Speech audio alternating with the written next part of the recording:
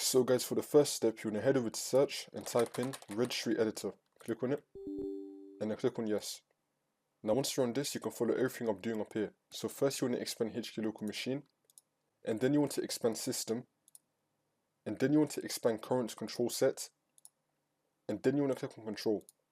And now all this will appear on the right side. Now once you're on this, you want to right click on any blank area, and then click on new, and then click on dword 32-bit value. You want to rename this as services pipe timeout. Spell it with the exact same capitals and lowercase that I use with the same spelling, and then click on enter. And now once you've done that, now you want to double click on services pipe timeout, and you want to change the value data to 180,000.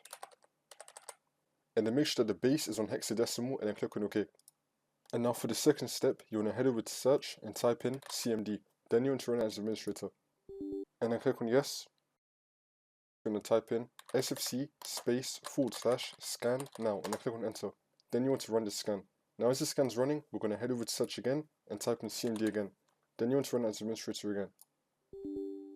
And then click on yes.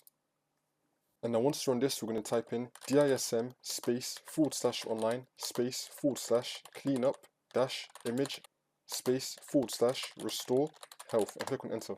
Now you want to run this scan and this one as well. So run both of these scans. Once they've both been completed, you just want to restart your computer, and then the problem should be fixed.